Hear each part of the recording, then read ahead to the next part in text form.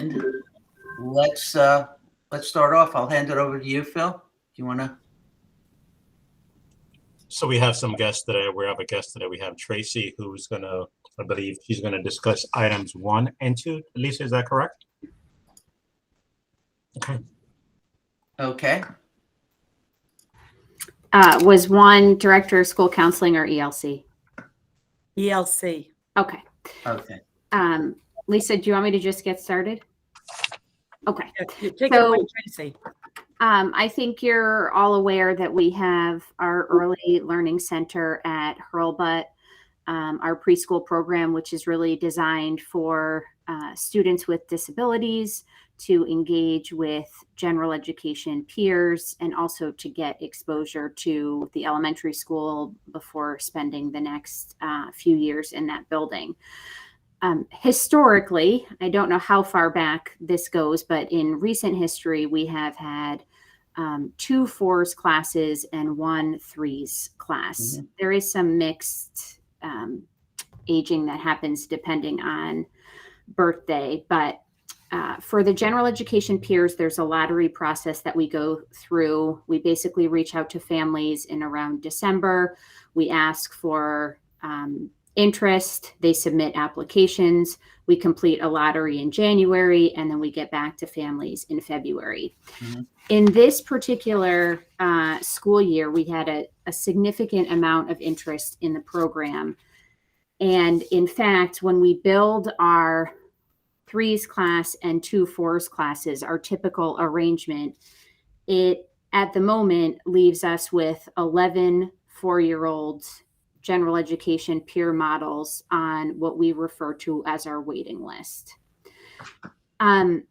So I wanted to raise this item really for 2 reasons. 1, I think it's beneficial for us to be able to provide opportunities for young children in our community to start attending Hurlbut as early as possible.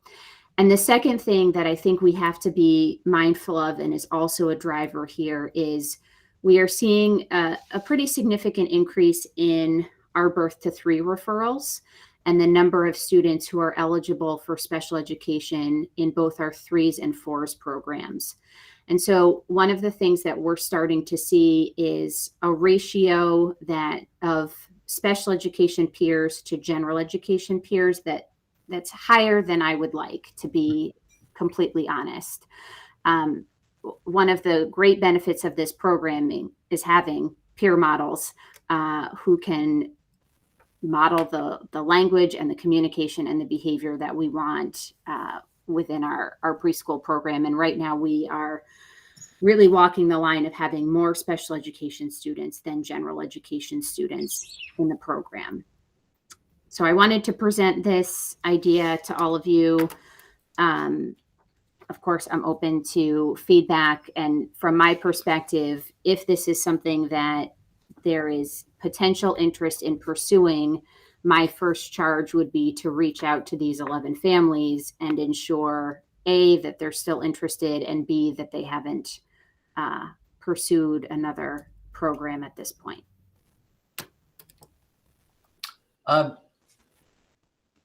Yeah, I mean, Lisa and I spoke briefly about this, not going into the details and that Tracy went into, but my view on is that if we have more students, we should make room for them and figure out how to work that into the budget.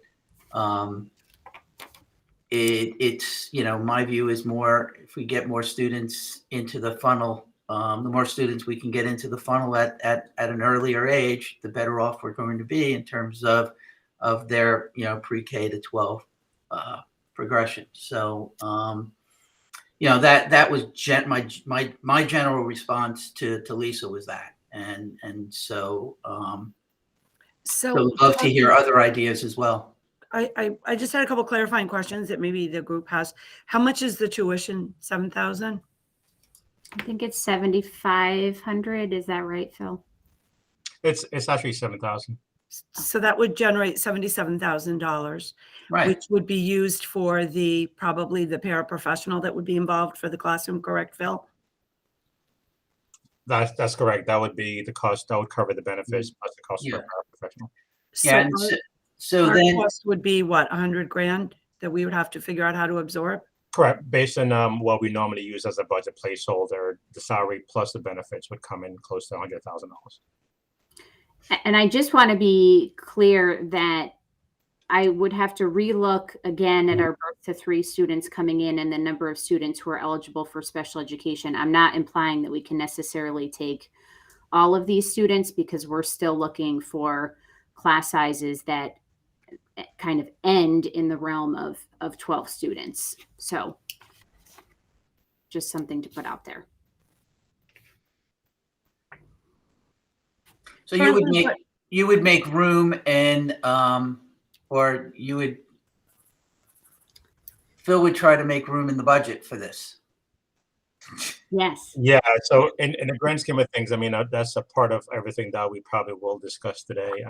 This was something new because it was a last minute add, but I think we have capacity based on what we'll talk about to add this position. So it'll be overall, it's all positives. Mm-hmm. Any other thoughts? I mean, we take this to the board, right? Laura Kiedis was so in support of it, correct? Yes, I spoke to Laura about this. Yeah. So we have the space. It's figuring out. I think the big unknown is that we just have to figure out how to get it as close to cost neutral as we can, quite frankly. Mhm. And in looking at the overall enrollment in that program to maximize the numbers in that program in every class, where I think the other classes are pretty much maxed. Melissa? Yeah, I think it's a great Peter? idea. Yeah, no, I mean, I think it's a great idea. I'm a big proponent of just generally expanding the preschool program any way that we can. I mean, our biggest asset in town is that our schools are all on one campus. The sooner we can get these kids and these families into our buildings and see how wonderful our schools are, it's just the best marketing we can have for our town and our real estate, I think. So, Yeah. on top of, offering, of course, a great education and a great experience for these kids. I mean, I know plenty of kids that have gone through that program and families, both on the special ed and the general ed side. And I've only heard positive things. Well, and it sort of aligns as well with, they keep talking about universal preschool. And that's very different here as opposed to, I think they're looking more at the larger cities. Clearly, it's just, I think if there's the need and the community sees the need and supports the need, that we should look to do it and try to get it as close to cost neutral as possible. The other thing, and maybe it's not for today, but we do have to talk about it at some point, and I don't even know if it's this group, but because we're talking about tuition, we have not allowed tuition students to come in the last 2 years because of COVID. Now that did not include staff members who have that as teachers who have that as part of, the kids were already here, and that wasn't getting rid of anybody that was in process. Mm-hmm.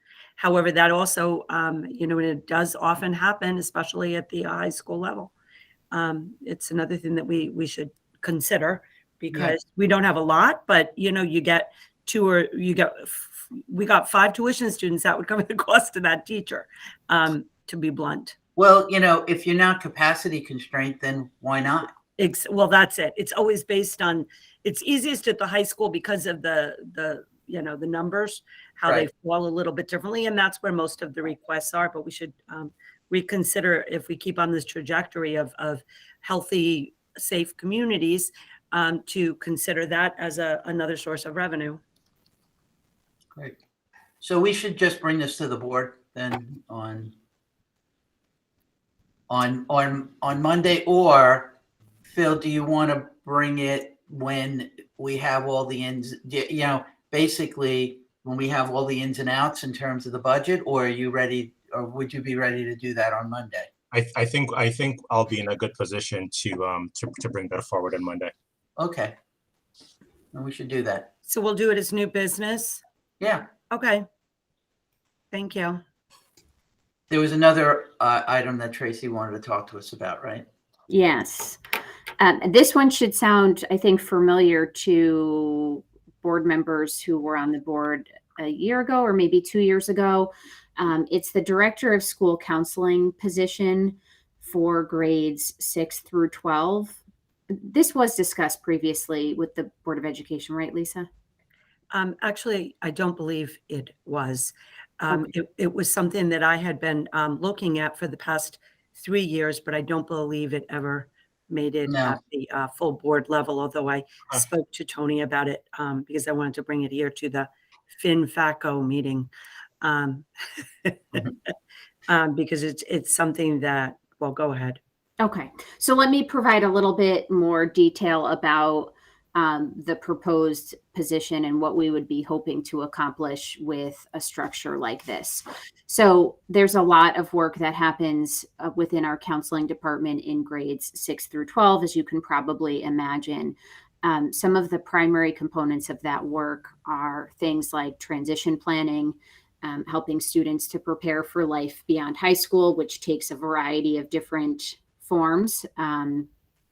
The social emotional learning curriculum, I think we've talked at length in every meeting this year about the very significant social emotional learning needs and mental health needs for our students, particularly at the secondary level, and our ongoing work with DBT, which is the program that we're primarily using in both of those buildings.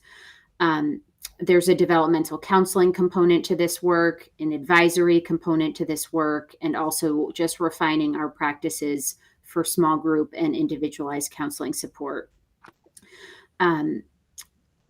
One of the other components of this proposed position is that, and I'll talk about the structure of it in just a minute, but there would be a supervisory component to this role, an administrative component of this role. So it would be a position that's split between basically the teacher's contract and the administrator contract. In addition to those kind of broad responsibilities that I just described, there are some very specific things that we would be looking to have the person in this position accomplish. One, they would be looking very closely at the SRBI process from a social emotional learning standpoint, not just in those grade levels, but kind of big picture. We are doing work with SRBI, and the social emotional component to that is really important. We'd be looking to this person to help guide that process. This person would be coordinating PBIS in grades 6 through 12.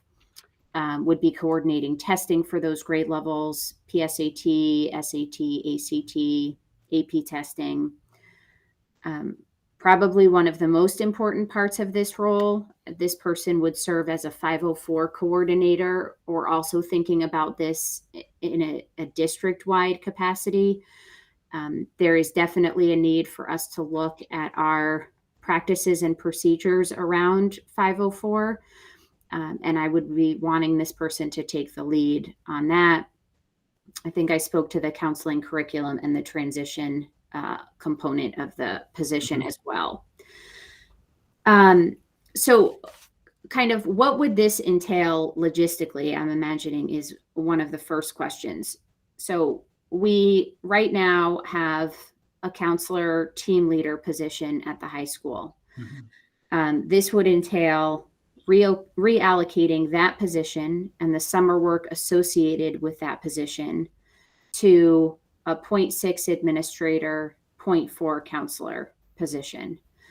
And I mean, I don't know if we want to get too much into the weeds on the budgetary piece to that, but the person who's currently in that team leader high school counseling role, there are also stipends associated with that position in addition to the summer work component of the role, which would be essentially rolled into the responsibilities for this position. I think it's kind of like, it's a reallocation again of funds from, and then, it does involve the two unions. So tell me, so how is it, play that back. How is it a reallocation? It's a reallocation because currently the director of school counseling currently, okay, oversees the 912 program, Right. and she has a team leader stipend, as well as all of the counselors get summer hours Right. to get the schedules ready and everything. Right. He gets beyond that. So you take Okay. that stipend, you take those summer hours, those extra days, you Right. take the regular, the stipend of the team leader position. Right. Then you look at it, if it was, let's say, 60% administrator at 11 months, not Right. 12 months, because we need her for 11 months, which she kind of currently works now anyway, but Right. gets paid, per diem. And you sort of put it all together. And I think the differential is, Bill, 10,000? Yeah, I think somewhere between 10 and 20,000. 20,000 would be on the high end of all this. Well, what, so the only thing that, and how does the benefits work is another benefits package, right? No, Oh, No, no, no. okay, right. If assuming that once it's posted and it goes to the individual that we have in mind, this individual, I have to double check, but this individual either has or does not, is already either has a package or is not taking a package. She has a package. Yeah, so there's no benefit package. It really will only be that salary, the differential with the salary. I guess part of the benefits of this, we keep thinking of ways to support the social emotional piece and all of that. And right now it's very difficult to have a vertical articulation of the school counseling program, the idea of the student assistance team and all that 612, when we don't, it's the person doesn't work 612 across everything, and also evaluate those people, because if that person has the power to hold them accountable, quite frankly, now a lot of the counselors fall on building administrators to evaluate. It provides something that's more robust. And this 504 coordinator is it's a big deal about the processes, the procedures, all of that. Yeah, so I would separate the discussion around the value of the the value proposition of making these changes to the board discussion on Monday. I want to discuss here just the financial aspects of it, which I think what you need to do is do the ins and outs. Yeah. Phil. But I think that with respect to what you're doing and the value proposition of why this is better than what you're doing now, let's have that as a board discussion, and let's keep this as a financial discussion, which is, you're making these changes, and I think what you just need to show in addition, I think if you have a summary, Phil, on Monday, as Sure. As part of just, what do the ins and outs look like? And then we can have a discussion of why you're doing this. Let's not have that discussion here, because I think it's a good discussion for all of the board members to hear. Sure. But I think that let's just put that as an agenda item. Let's go through the ins and outs in addition to why you're doing this. So let me make sure I understand. Right. Are we talking a little bit of program and mostly finance on Monday, or do you want both? Or do you want us to go more into detail about the curricular aspect at the? I think you should curriculum just go, subcommittee? I think you should have the discussion of why you're doing this and Okay. the curricular aspects of it at the board meeting, and then we can say, okay, and this is what it means for the numbers. Sure. I mean, the reality is that both of these things on the high end would cost $120,000. Now it's our responsibility to figure how we would pay for that without any increases. And I think the part of that challenge is when we hear what the Board of Finance wants to do as well. But Well, I think how are you going to work?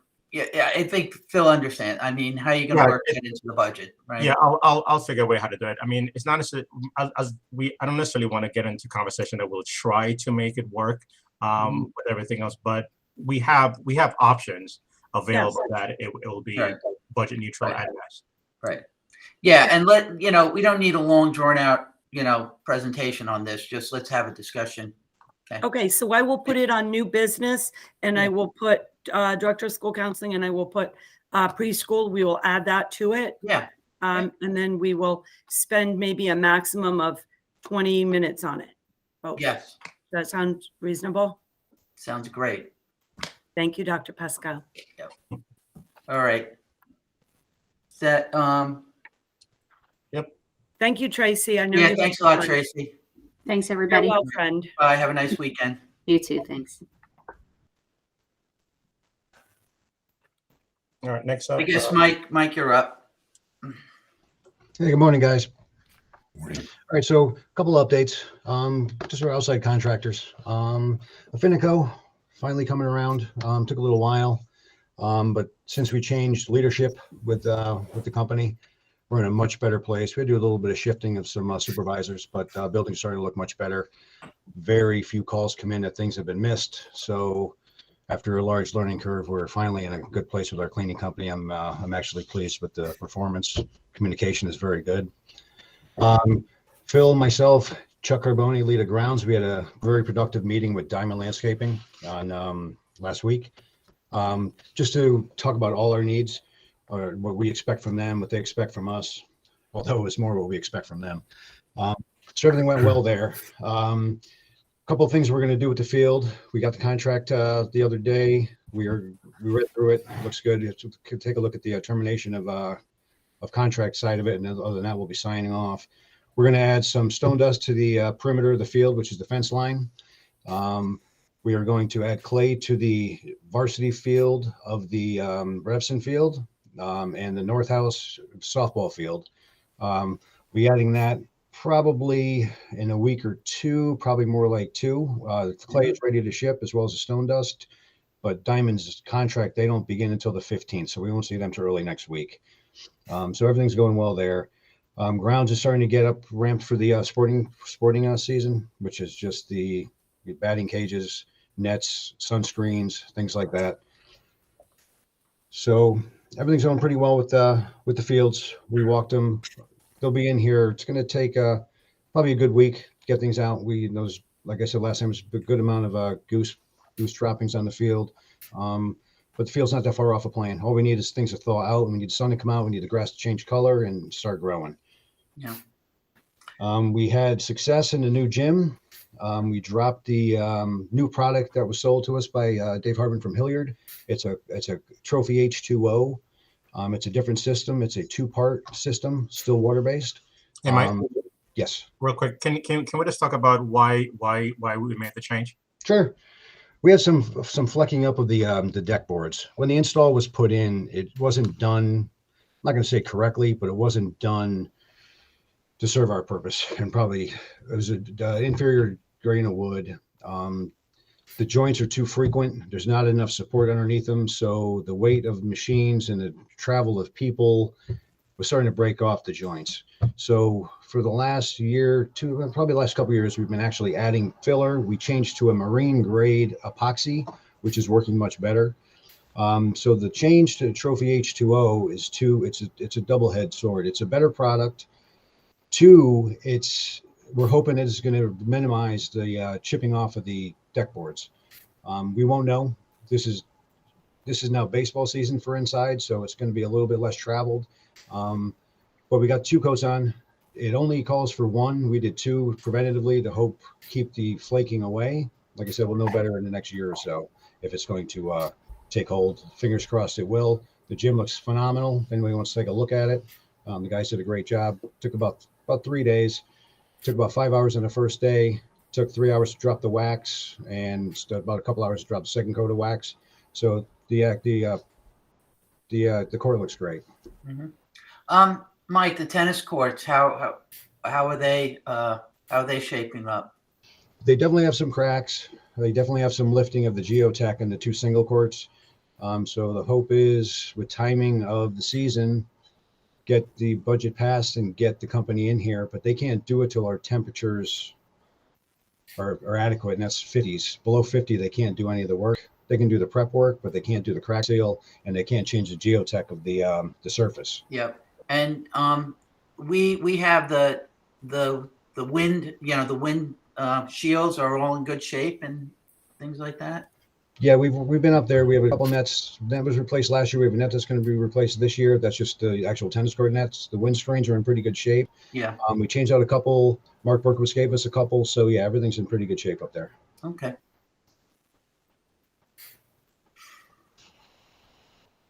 Okay. Anything else? How are we feeling about, Mike, how are we feeling about the track? Because I know we deferred that a year. Yeah, the track we should be Too okay. early to tell? I talked to Mark. He was happy with it. We're gonna walk it as the weather gets better, and we may have to do some sort of crack sealing. But the thought is we'll probably be able to get away with zero or very minimal cost to do it. No, we're in pretty good shape. It wasn't quite that it was deferred.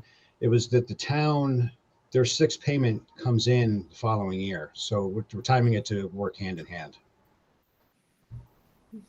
Okay. Okay. One other update I have is from last year's capital with the gym units, the old gym, the high school, the air handler project. I've had Mulvaney come in, do a very extensive look.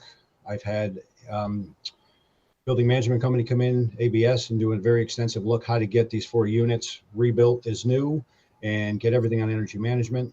We have our pricing. We're looking summers around with contingency about $90,000 to bring everything up to new. And that's motors, not to get into specifics, but it's motors, bearings, sheaves, which are pulleys, energy management, all the new computer, all the BACnet supports, which this was all through suggestion from Jack Davidoff from the building committee, which was very helpful. So, well, once I actually received the building management information last night. So now what I'm waiting for is C5, which is on this year's capital list. And then we're going to have a building committee. I talked to Richard yesterday and Dave Coprio. So as soon as I get the final piece of information for C5, we'll have a building committee meeting and then go over everything and make sure everything's copacetic with everybody.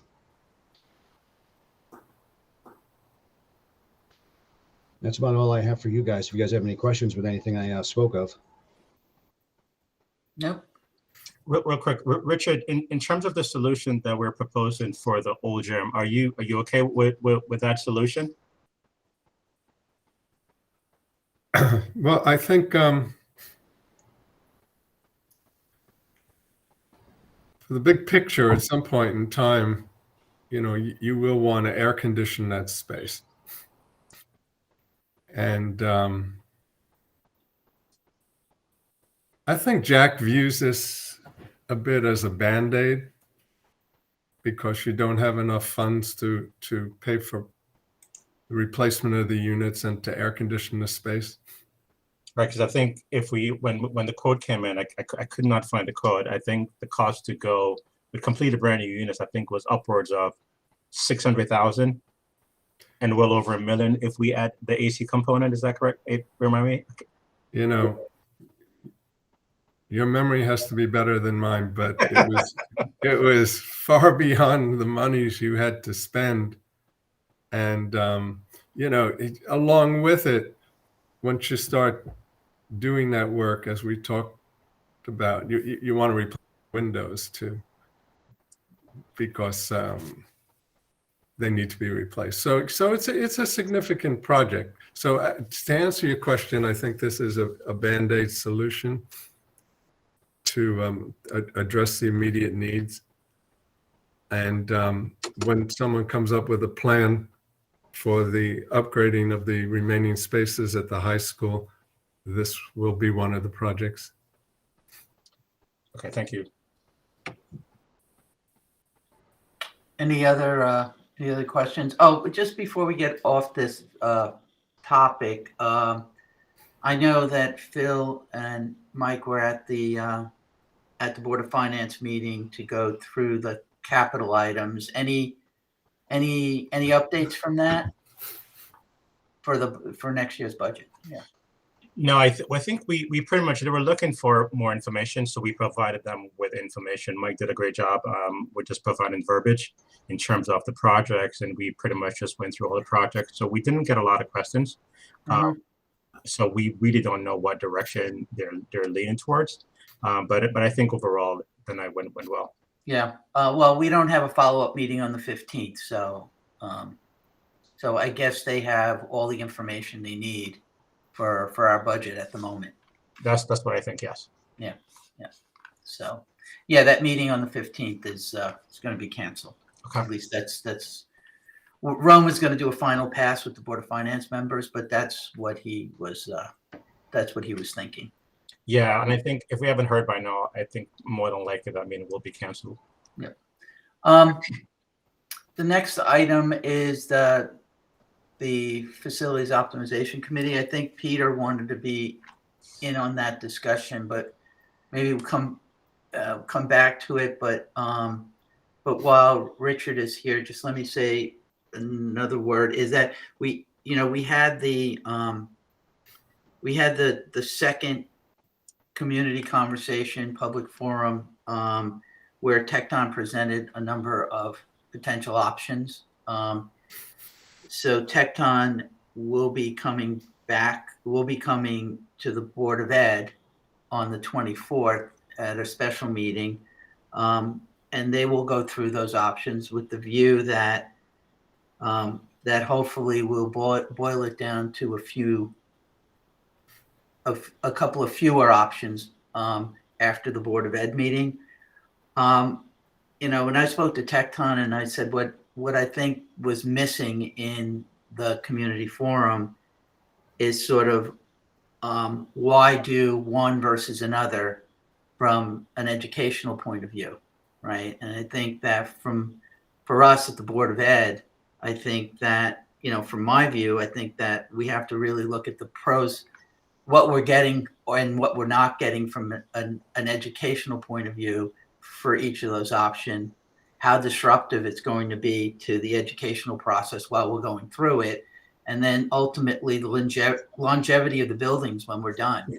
Are we just kicking the can down the road again, or are we actually solving some problems for the next generation, right? I don't know. I mean, so I think that, affordability is a huge thing for the town. But I think for us on the Board of Ed, I think we have to kind of look at it from another dimension as well, which is apart from the financial aspect, is what are we getting and what are we not getting with respect to some of the other parameters that for us are going to weigh because other people are going to be dealing with the finance and whether these things are affordable or not, right?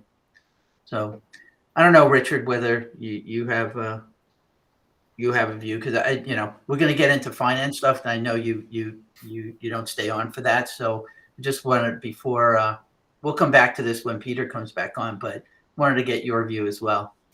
I always have a view. Yeah.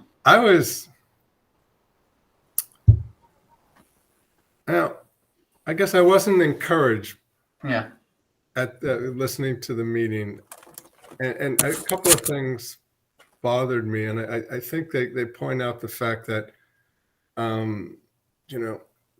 town officials and committees have to prepare themselves better, and I'll sort of tell you why.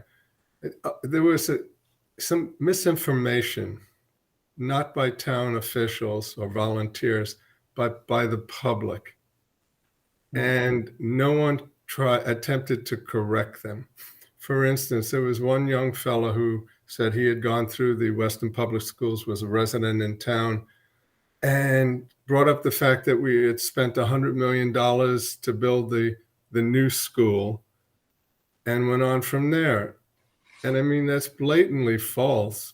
The new school costs, I think, 23 or 24 million, and the whole project was 80 million. So someone should have come forward and said, no, that's not correct. Mm-hmm. Because if you let these, mistruths or whatever you want to call them be thrown out there, and they're going to be thrown out there because that seems to be the way things happen these days. Right. You're going to be fighting an uphill battle, and they'll sink into people's minds, and they'll only be more difficult. Yeah. So I mentioned that to Gail Weinstein and Rick.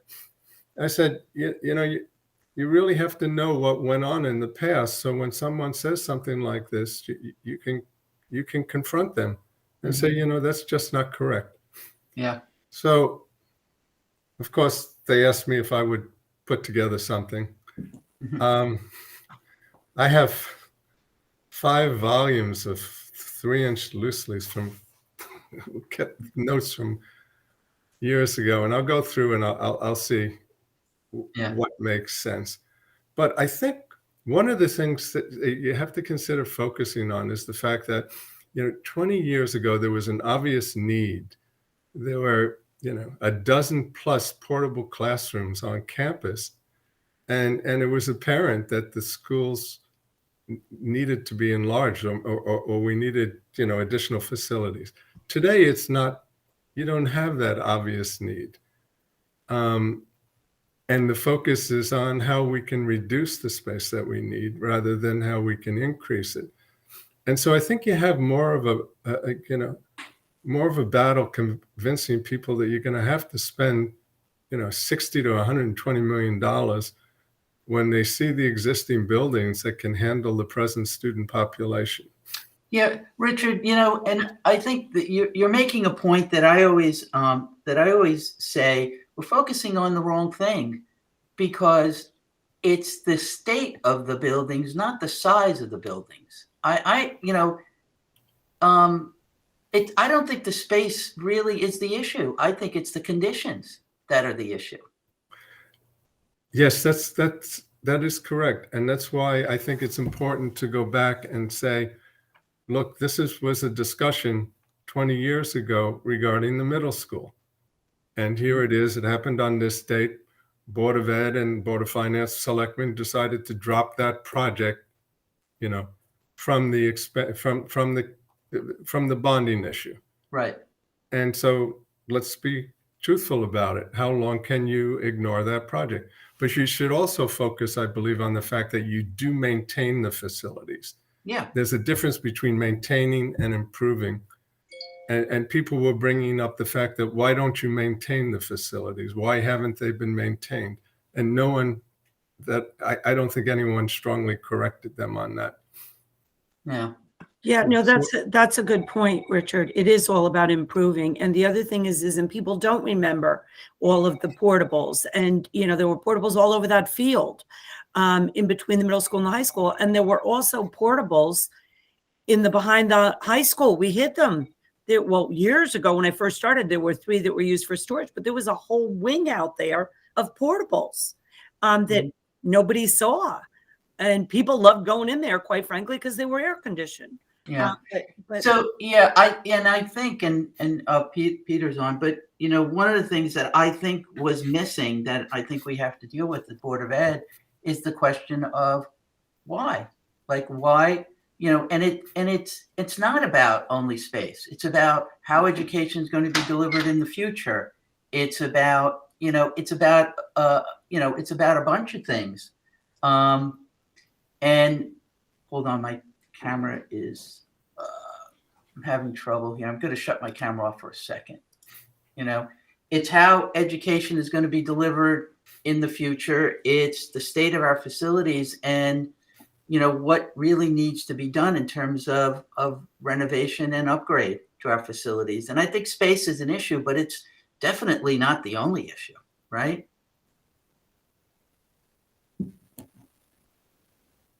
Yeah, I mean, I think that's right, Tony. I think, it would almost be helpful to start some of these meetings, especially as the community involvement gets, more ramped up, to kind of go over, procedurally where every town committee, town official is in terms of their role in this process, because I do think the lines tend to get blurred. And, as the Board of Education, it's our role to advocate for what's the best educational outcome for the students. Right. And, we can do that in a tiered approach, right? Like, here's the best thing for the students. Here's the next best thing. Here's the next best thing. Here's Right. what our focus groups say we should not sacrifice on. Here's what the teachers tell us are the most important. Here's what the students are telling us. And, present that, with the educational focus. And then, like you Right. said, let the other boards step in and do their roles as well. Yeah. Yeah. I mean, we are not, I think that's absolutely right. And that's what I would like to, accomplish on the 24th, is really having those kinds of discussions, because we are not, we're we're not finance people, and the Board of Finance is going to have to take this and figure out how each of those options are going to work into affordability, some sort of an affordability Yeah. regime for the town. I think we have to kind of step back a bit. I'm confident that we can come up with amazing outcomes for our students on many different levels of affordability once we're given that information. Right. I think Melissa said it well. It's sort of like a pyramid, right? And another way you say it is, we're on the innovation curve of evolving education. Do we want to sit, right? Do we want to be follower, leader? What will be unique in the Weston Public School District? And that all gets captured in such a triangle, right? So that's our role, is to create that triangle with options, right? It's good to have the greatest drive option, right? Because that sets the blue sky, but then you work backwards from that. And that gets mapped against, the finance, right? Right. The other triangle is really in Mike's domain, which is, and Richard brought this up, is maintenance, safety, health. Where's the crossover point where we're risking maintenance and it costs more than we get for it, or health, or whatever the metric is, right? But there's a point in time where you can't ignore this beyond. It's a maintenance issue, then it's a facilities improvement issue. I think Richard is right there. So that's the triangle, right? What's the ideal, best, healthy, safe capability? And the bottom is unsafe, and we're not there. That's just good, but you don't want to go there, right? You don't want to work backwards. So same idea, and you map that against expense over time. So those are the two things that haven't been captured well and communicated well, and I think it would serve the board here, but also would serve the other boards and the residents really well, right? Yeah. I think, Tony, a couple other little points. I think presentation obviously is so important, and I think you should, to the Board of Ed's credit and to the architect's credit, he examined the 3 through 5 school and saw that you could accommodate an additional grade in there at this time. Right. And I think that should be brought up, because there had always been a question regarding that, and it shows that the Board of Ed has been flexible and has acknowledged the fact that the school was large enough at this time to accommodate additional grade. Right. So it shows that you're making a serious effort in that respect. Yeah. In my mind, the easiest sell should be the conversion of Hurlbut, because of the need for, because of the condition of the older part of East and South House, because of the expansion requirements for the senior center, and for the need to house town offices and additional school administration. Right. That I think will be an easier sell than the upgrading of the middle school. But I'm not saying you walk away from the middle school, but you have to say, you have to put together the pamphlet or the information that tells the town why the middle school, you have to spend $60 million in the middle school. Yeah. Because it's a functioning facility right now. It's functioning, yes, quote unquote functioning, right? It is, how many years you're gonna go with that middle school before you have to really do a major renovation? It's just not. I mean, take a look at how kids are educated in other towns, and take a look at some of their facilities, and it's just not even close to par, right? I mean, yeah, you're right. It is functioning, but is that all we want, right? And okay, but I'm saying this is part of the sales. Yeah. Pitch. Right. Lisa, I have a question for you, and then I'll leave you alone. Yeah. It was brought up to my attention the other day. I had forgotten all about it. Before we built the 3 through 5, there were 4 grades at the middle school. Yeah. I taught Spanish there in 4th grade, And then I I'd just walk by the wanted to portables. Yeah. tell you, you did fail my younger son in Spanish. Who was it? What was his name? His name was Alexander Wolf, and he deserved it. So, What grade did he graduate? oh, when did he graduate? I don't know. Well, he was born in 1980, so I don't recall what year he graduated. But Oh, he anyway, probably was one of my first students. you, Yeah. I came in 85. Oh, I'm sorry. no, you shouldn't be sorry. He deserved it. There were 5 grades, 4, 5, 6, 7, 8, 5. You had 5 grades in the middle school. Yeah. But that's when all the portables were outside Right. for like and please, I just remember being in that building. And even when I walked back to the high school, especially during the lunch hours, because lunch just seemed to go all day, there were so many Listen, people. It was so noisy. you cannot have a 4th grader in that school. No, it was the 5th grade. It was 4, 5, It was 6, 4, 7, 5, 8. 6, 7, and 8, and Yeah. you know, you had tiny 4th graders with 8th graders. Right. It's not good.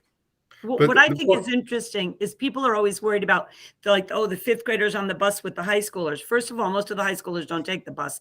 And secondly, the 9th and 10th grade kids that do take the bus, they keep some of the middle school kids in line, the older middle school. Right. It's the 8th grade that's hard, to make. But the only reason I'm saying this is, you did have additional grades there, and it may be brought up in the discussion that the school worked that way. My kids never complained about it. The other thing is and remember this happened for financial reasons. The budget, the bonding project from 20 years ago had a new performing arts center at the middle school. Because you don't have an auditorium at the middle school. You don't have a proper assembly space at the middle school. Mm-hmm. And we came up with a beautiful design for it, but it was twice the amount of what was in the budget. So we never built it. So, this type of thing, Tony, should be, discussed. Yeah. And I think that I think your point about what was brought up 20 years ago with respect to the middle school and the fact that it wasn't done, I think is really, really an important point in this discussion. It's a really a critical point, actually. I think so. Yeah. Because you kicked the can down the road. And as you said, how long are you going to do that? Right. So, okay. I will leave you. All right. You Thanks, take care. Richard. Okay. Adios. Tell Right. Alejandro. Adios. Buenos dias. All right. We're going to have more discussions on the 24th, but I think that, I think Peter, Melissa, what you said in terms of preparing that discussion to actually go down those roads it's really that's our remit, right?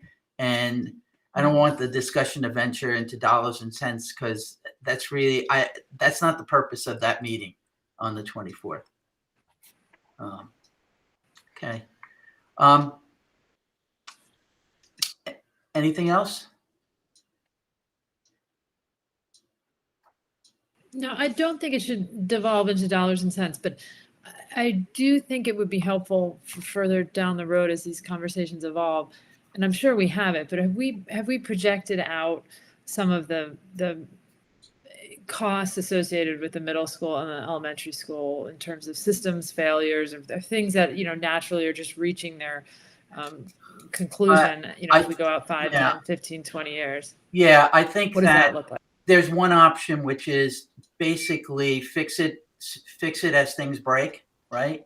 And I think there's some price tags associated to that with that, which is kind of just, it really is remediating things as they break, right? Or getting to the things that really need to get done over time, right? With no real change in the educational space, right? And I think that's a good benchmark for that baseline of really doing nothing except over the next 10 years is just getting to the big things that we need to get to. So that's a decent that's a decent proxy for really, and a decent proxy for the amount of disruption you have as some of the big things come along, and you have to kind of, you know, you have to get to it and potentially disrupt students along the way, right? Yeah, to fix as you go is going to be really, really difficult, and it's going to get very expensive, especially middle school. I mean, building envelope was pretty good. The roof was done in 09. Window project was done soon after that, windows and doors. We're sealed tight. The problem that we're going to come into is most of these HVAC units, all the air handlers that are there, we're all putting in at the same time. So unfortunately, they're long past their useful life, and things are going to fail in a group. And we have up near 18 air handlers in that building. And most of those were all put in the 60s. Okay. I have a hard stop at a few minutes before 10. So if we're not done, just keep going. You still have a quorum anyway.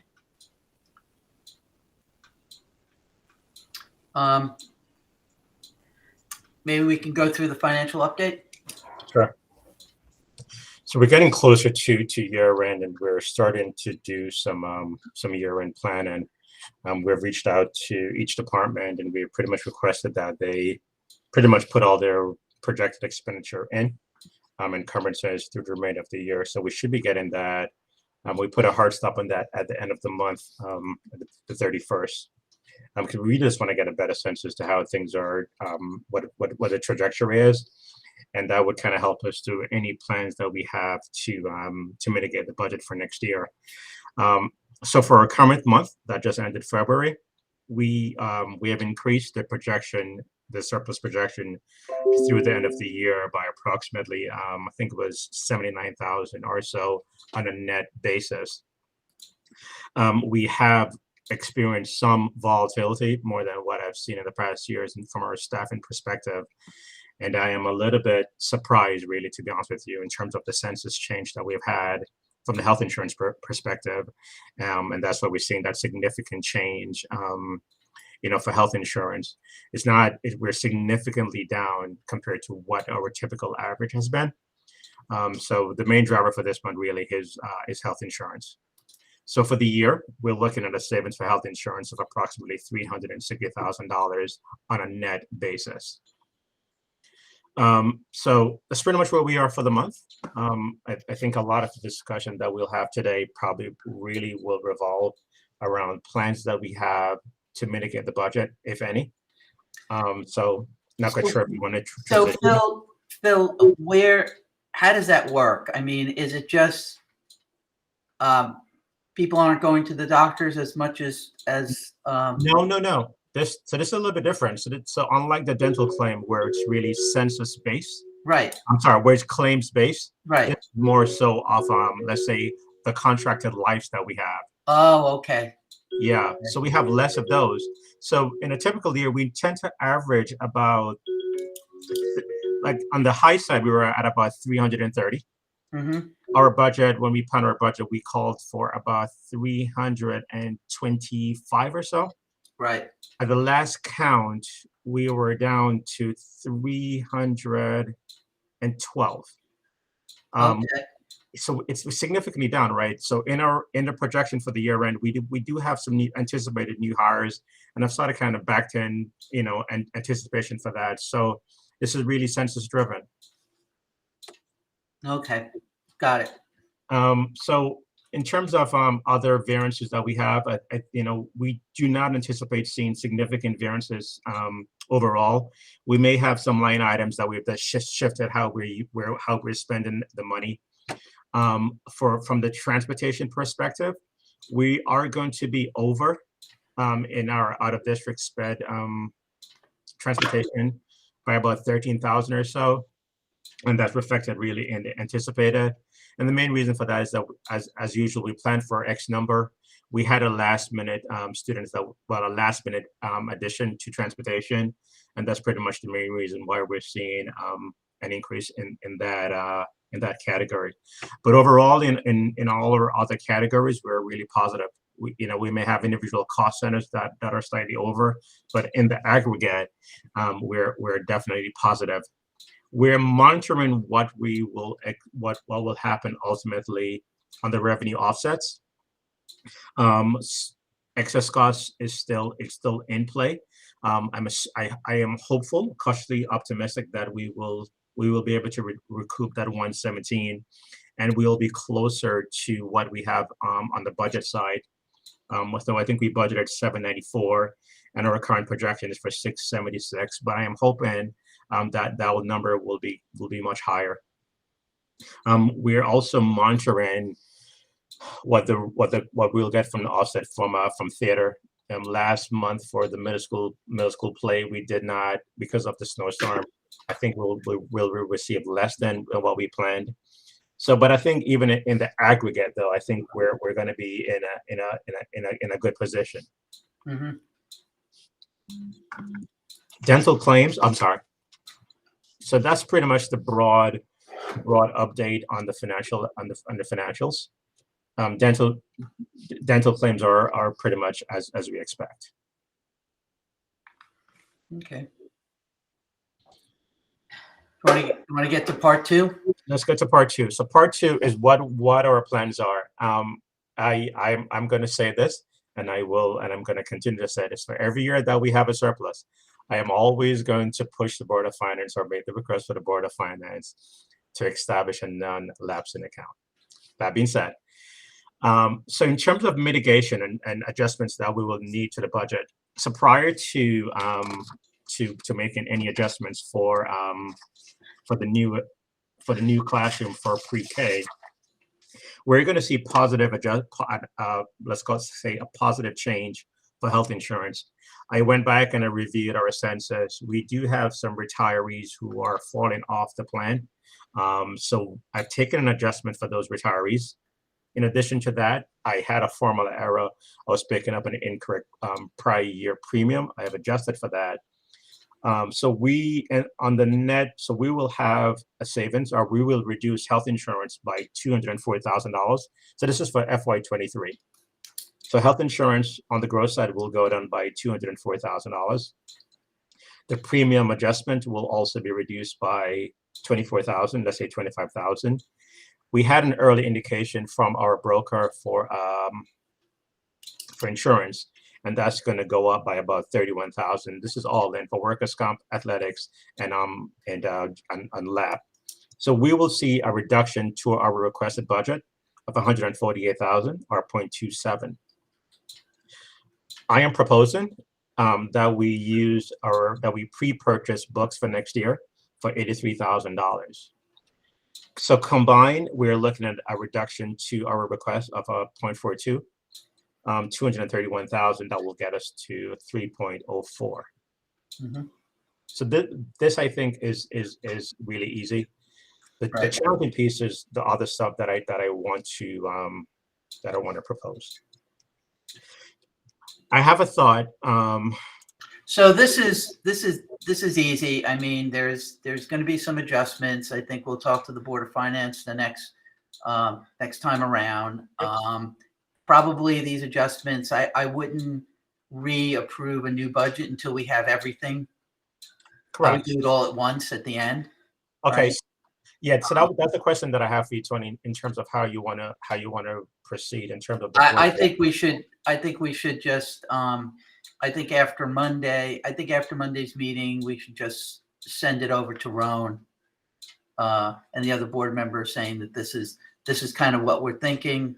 This is what we're thinking, but I would wait until the end when we know all the ins and outs and the Board of Finance, and then finally approve something. But I would say this is kind of where this is our expectations of things that are in flight here. So they should consider this, right?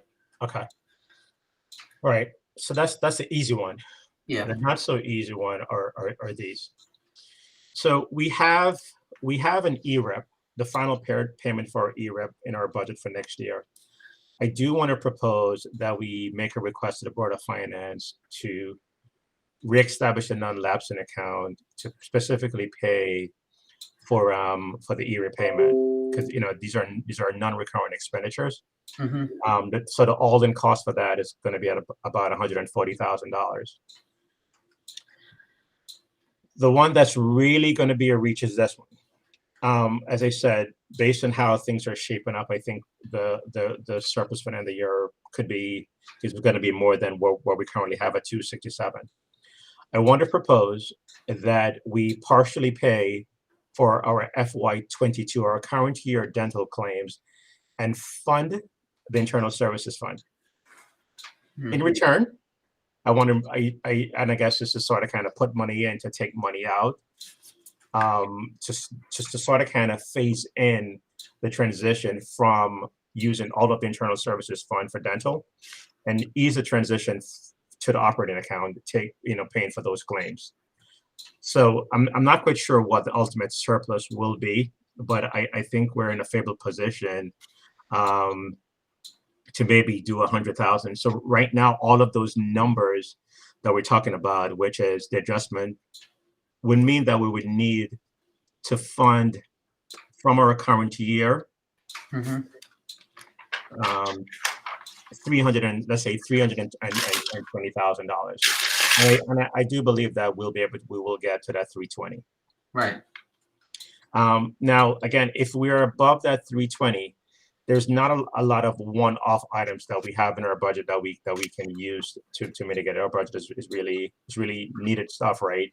We do have the plan for technology where we will be leasing, and even if we do purchase that, it's not going to have a significant impact on our budget.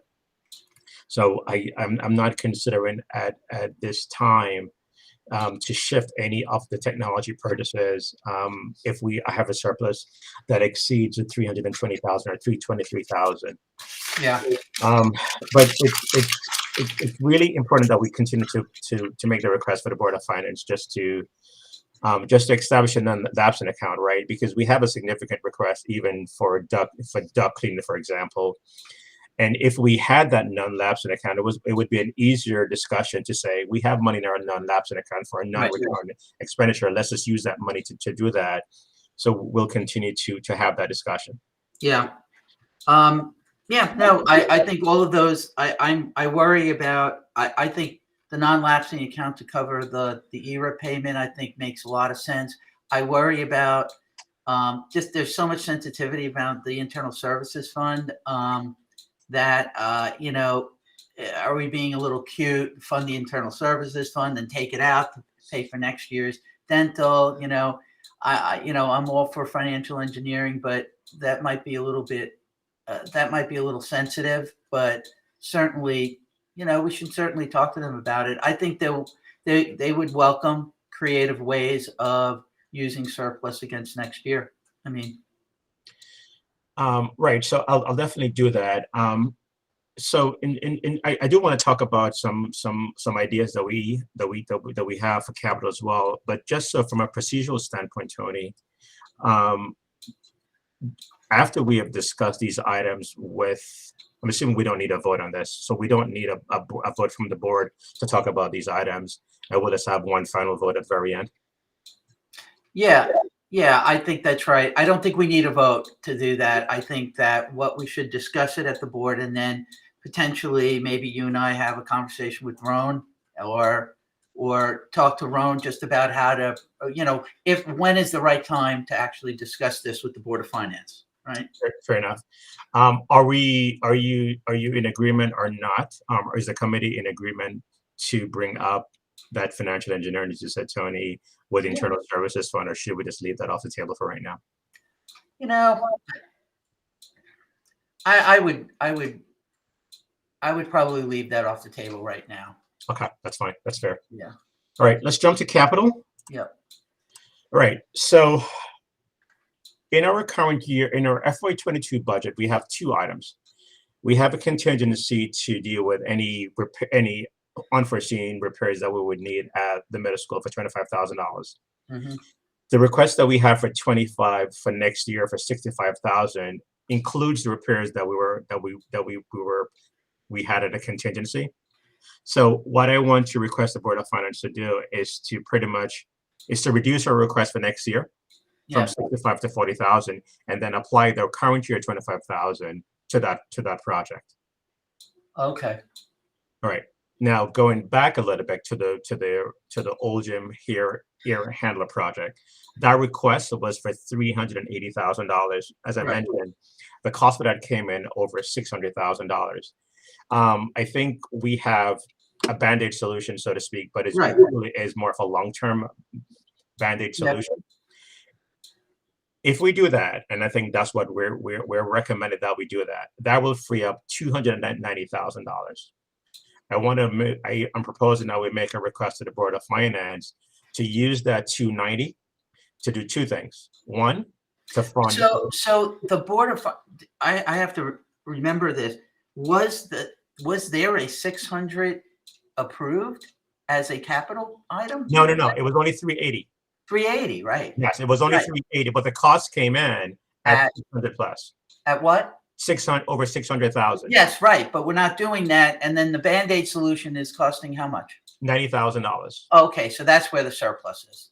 Correct. Okay, That's where the surplus is. So I won't even talk about the 600. So it was approved for 380. We're going to spend 90, give or take, leave us with that surplus. If we repurpose that surplus to do two things, we'll ask the Board of Finance to make an exception to what their policy is for what is considered to be capital and use that money to fund the duct cleaning. And then to use 25,000 off that as well to do the double door extension at the west. And that's a 290. yeah. Can we actually do the duct cleaning? Is it appropriate to use that money for duct cleaning? Or is it the Board of Finance decision, or is there sort of something, are we breaking some sort of rules here? Right. So it is a Board of Finance decision to repurpose that the money, so to speak, Tony. Mhm. So we definitely need to have that discussion with it, because the Board of Finance would have to approve the change in the unwritten policy as to what is considered to be a capital project. And if they approve that a one-time exception to that, then that can be used. Okay. Another item, again, we spoke about deferring the paving for future years for 550. Right. Also, in our capital budget, we have $18,000, let's say $19,000 to replace sinks for the atrium of the middle school. Right. I'm proposing that we do that from our operating budget in this year. So if all of those adjustments are approved, it's a reduction of $883,000, 884, and that will bring the capital request down to 783. Okay. $1,000. You gotta put it all down on paper. All right. So I have it already spec'd out. I just wanted to have this discussion with the committee. I'm gonna bring this forward at the full board meeting on Yeah. on Monday. Yeah, you should do that, but I think you just need to lay it all out, line item amounts, Yes. what's coming out, what's going in, what's moving around, so it's Correct. clear on a piece of paper. Sure. I have the basic. I have the framework. For Okay. that. So that's pretty much where we are. I mean, if everything is approved, right, even if we do not do the internal services fund, we could see a budget that is sub 3. Yeah. No, I know. Yeah. So Absolutely. So This is the issue. We have just stepping back a little bit. Okay.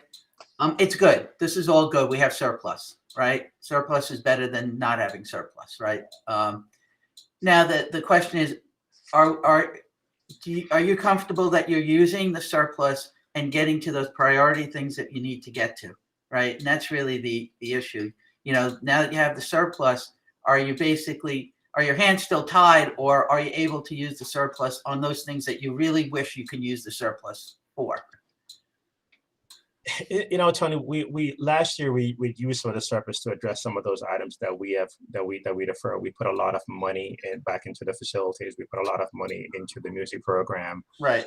Right now, I would say for us, the critical items for us really is on the infrastructure.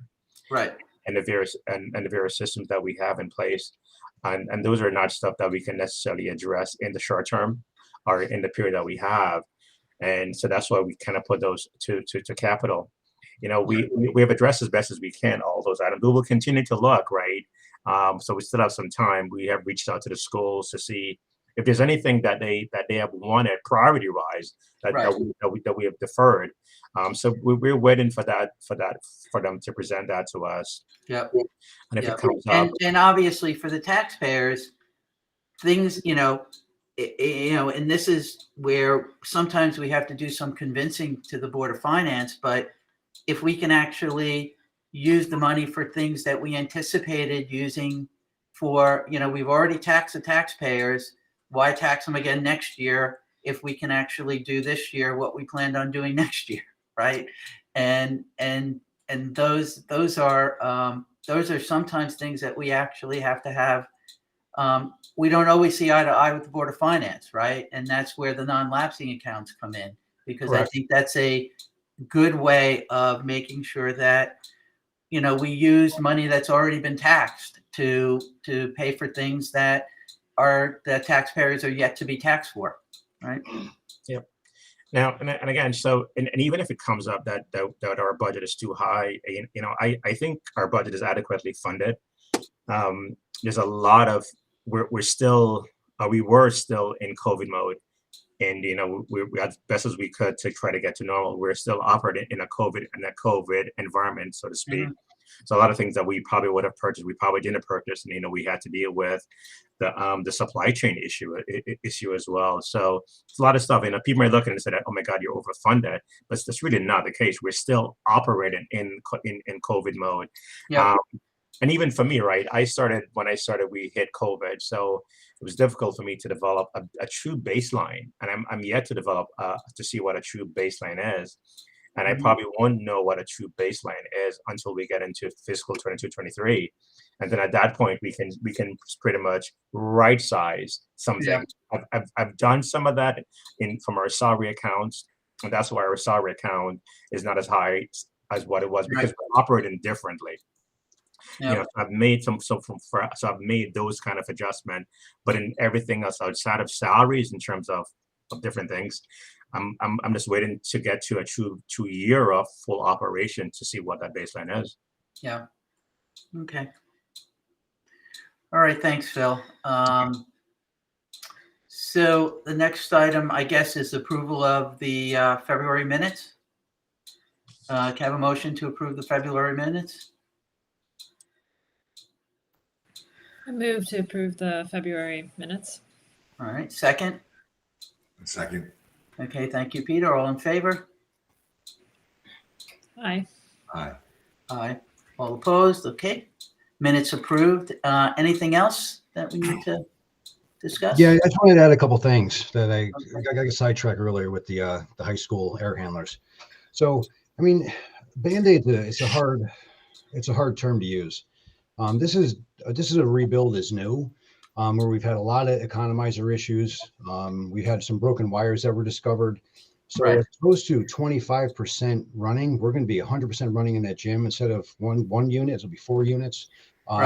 This is all dampers. This is all actuator motors. I mean, this is soup to nuts, other than the heating coil, a replacement.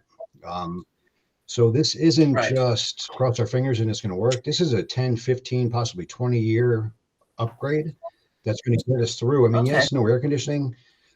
Okay. At the end of the day, that's not a huge issue. I can bring tremendous fresh air in overnight when we have cooler temperatures. I mean, this is a tremendous upgrade for that space. Okay. Rather than, and most likely this project is going to come in at about 66 and change. The contingency is for about $33,000 or so in case we have a couple of shafts that go. The guys don't feel that that's going to happen, but they just wanted to put it on there. That way there's not a $30,000+ surprise to us. Yeah. No, okay. Let's not call it a Band-Aid anymore. Call it a Tony, we do take offense to certain words and to certain I get it. Band-Aid's not a good word. Because I have yet to, $90,000 for Band-Aids is still a lot of money. So, but I get it. I think it's it's a long-term solution that is not the, it's not the $600,000 solution, nor was the $600,000 solution needed, right? So, Correct. okay, got it. The word Band-Aid will be forever stricken from conversation. For this anyway. All right. All right. All right. So if can I have a motion to adjourn if there's nothing else? Okay. I move to adjourn. Second? Second. Okay. Meeting adjourned. Everyone have a great weekend. Have a See great you on Monday. Live. Thanks, Have a everyone. great weekend, everybody. Stay Okay. dry. Bye-bye.